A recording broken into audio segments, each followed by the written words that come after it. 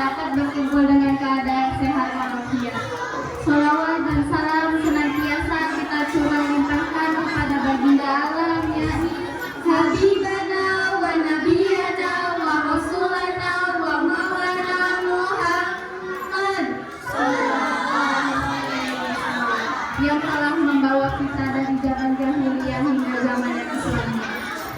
Yang terhormat dan yang saya hormati pimpinan Pondok Pesantren Al-Hidayah, dan yang saya hormati para jajaran Dewan Guru, para ustadz-ustadzah, para asatidz wal asatidzah, dan yang saya hormati para hadirin, bapak-bapak, ibu-ibu, dan yang saya cintai para santriwan-santriwati TPQ Al-Hidayah, para santriwan-santriwati Pondok Pesantren Al-Hidayah yang semoga dimuliakan oleh Allah Subhanahu wa taala. Amin amin ya rabbal alamin.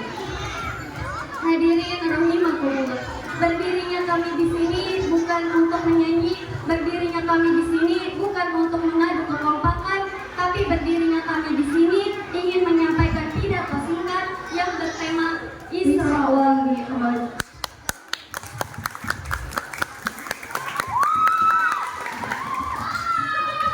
Hadirin, kita pasti tahu bahwa peristiwa Isra Mi'raj itu adalah suatu kejadian yang sangat istimewa yang perlu kita ingat.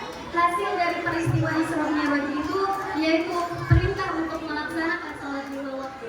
Namun, banyak dari kita yang antusias untuk merayakan Isra Mi'raj, tapi sholatnya masih bolong-bolong. Betul tidak?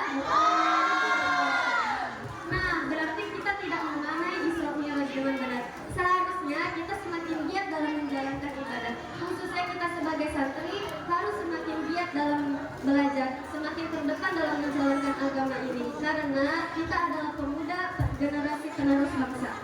Teman-teman, tadi ada yang tidak sholat subuh tidak? Aduh, bagaimana mau segala hajat terkabul jika perintah Allah saja diabaikan? Cara kita berkomunikasi dengan Allah yaitu ketika kita sholat. Hadirin rahimakumullah. Terkadang kita lebih mementingkan rutin dibanding ibadah yang bagus. Bayangkan ketika kita sholat, kita tidak tahu ilmunya. Datang seseorang yang menepuk pundak kita. Malah berat. Coba kita tahu arti dari seseorang yang menepuk pundak kita saat sholat. Kan jadi tidak malu-maluin. Kita sebagai pemuda harus mencontohkan ajaran Kanjeng Rasul, yaitu kebaikan dan keteladanan Kanjeng Rasul. Jangan seperti ini ya. Ada sedikit cerita. Ada seseorang pemuda, dia itu agak bandel, tapi dia itu orangnya jujur. Dia tidak sengaja nemuin dompet di pinggir jalan. Oleh dia dibuka, bukan diambil uangnya. Dia malah melihat KTP si pemilik dan bergegas mencari alamat si pemilik untuk mengembalikan dompetnya. Datanglah ke si pemilik dompet. Tok tok tok, assalamualaikum. Apa benar ini dengan Bapak Tono? Waalaikumsalam, benar deh. Ada apa?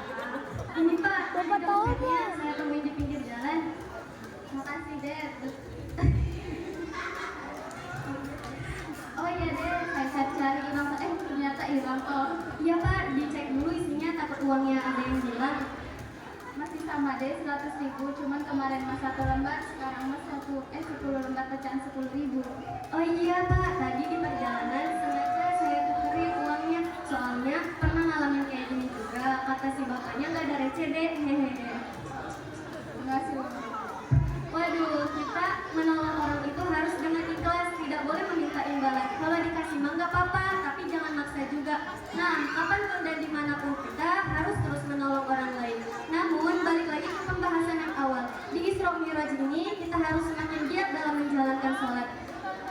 Karena sholat itu menjauhkan kita dari perbuatan keji dan munkar. Terkadang, kita banyak melihat pergaulan bebas, zina di mana-mana. Itu karena kita tidak membiasakan diri kita dengan sholat yang benar. Sholat itu ada caranya, ada syarat dan rukunnya. Kita harus mempelajari itu semua supaya kita bisa terhindar dari berbagai maksiat. Pemuda zaman sekarang mah gaya dibeli, ibadah ditinggalin, tiktokan weh paling depan. Orang sholat ini memalakan. Kalau ditanya dijawabnya, kamu nanya. Bahaya. Coba kalau kita jatuh terus ditanya, "Dek, kamu gak apa? Kamu nanya?" Waduh, langsung ditelangkung pakai sendal itu mah. Hadirin rahimakumullah. Mudah-mudahan dengan adanya acara ini kita lebih giat kita lebih mudah-mudahan dengan adanya acara ini kita semakin giat dalam menjalankan ibadah dan lebih giat menjalankan sholat. Amin amin ya rabbal alamin. Hadirin yang kami hormati, saudara-saudara yang kami cintai, saya ingin mengingatkan bahwa doa adalah senjata orang mukmin. Jadi, jikalau doa Anda terasa seperti panggilan darurat kepada Allah, maka jangan ragu untuk memanggilnya. Ingat, kita punya garansi panggilan tanpa pulsa kepada Allah Subhanahu wa taala. Demikian pidato yang kita sampaikan, mudah-mudahan bermanfaat bagi kita semua.